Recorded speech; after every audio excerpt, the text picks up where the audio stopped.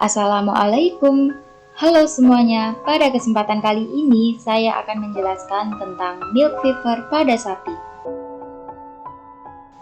Milk fever atau hipokalsemia atau paresis purpuralis merupakan sapi yang ambruk setelah melahirkan karena kekurangan kalsium.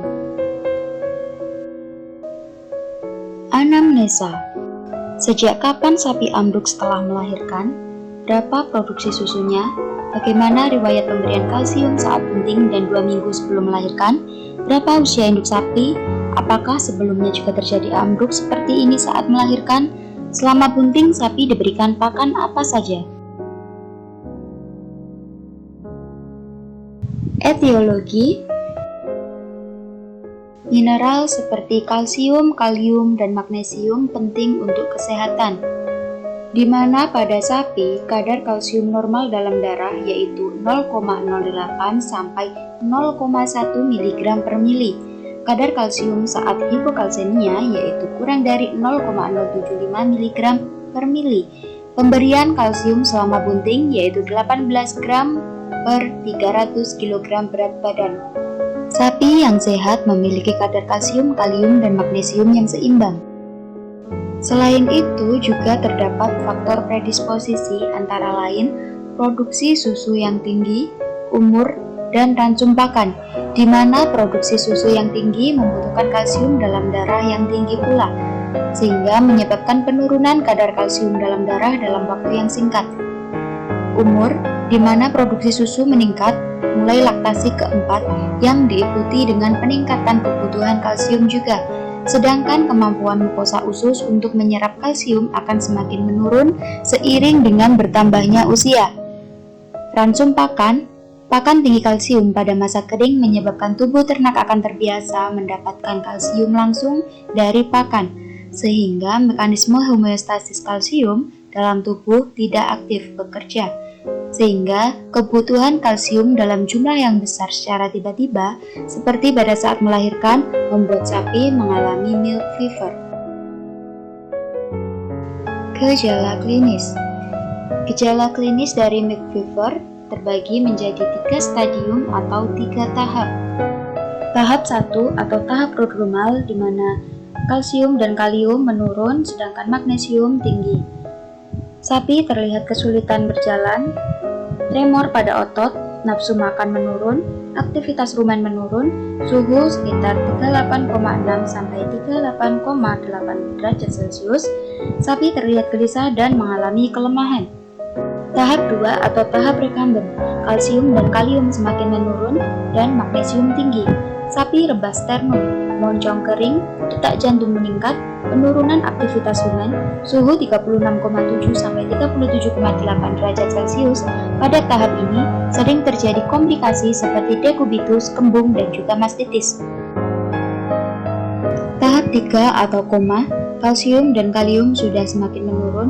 Tahap paling kritis, sapi rebah lateral, denyut jantung cepat, kembung, suhu sekitar 35,6 sampai 37,8 derajat Celcius, lumpuh dan hilang kesadaran.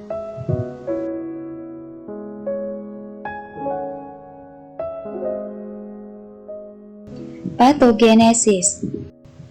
Sapi yang bunting memerlukan asupan kalsium yang cukup dari pakan karena pada saat melahirkan dan juga menyusui atau laktasi, produksi susu tinggi.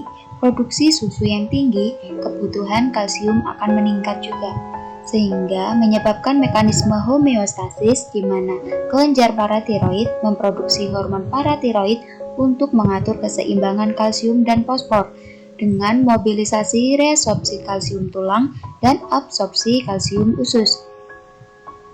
Kadar kalsium dalam tubuh akan sangat rendah yang akan menyebabkan gangguan proses kontraksi otot dan syaraf yang dapat menyebabkan sapi ambruk.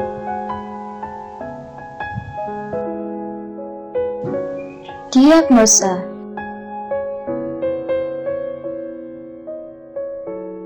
Penetapan diagnosa didasarkan pada anamnesa, gejala klinis, pemeriksaan fisik, dan juga pemeriksaan laboratorium.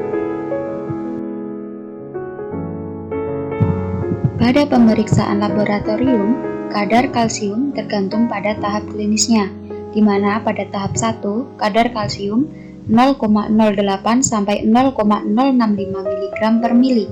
Pada tahap 2 kadar kalsium 0,06 sampai 0,04 mg per mili.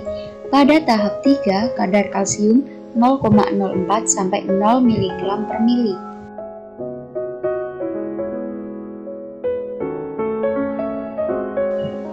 Prognosa. Infausta apabila pertolongan tidak diberikan dalam kurun waktu beberapa jam pasca muncul gejala pada sapi yang mengalami tahap 3 milk fever. Fausta apabila pertolongan diberikan pada sapi yang sedang dalam tahap 1 atau 2 milk fever dalam kurun waktu 12 jam pasca muncul gejala. Penanganan dan pengobatan.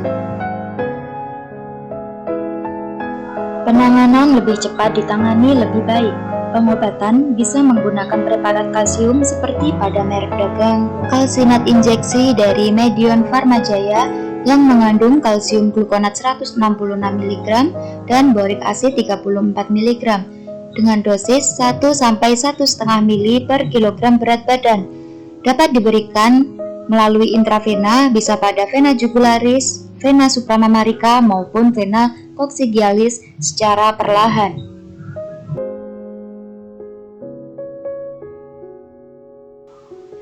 Sapi yang sudah berbaring terlalu lama, syarafnya terpencet dan berat, perlu dilakukan simulasi dengan penyiraman air hangat pada tubuh sapi dan pemberian vitamin B1 seperti pada merek dagang Vet B1 injeksi yang mengandung tiamin HCl dengan dosis 0,05 sampai 0,5 ml per kilogram berat badan. Dapat diberikan secara intramuskular, intravena maupun subkutan.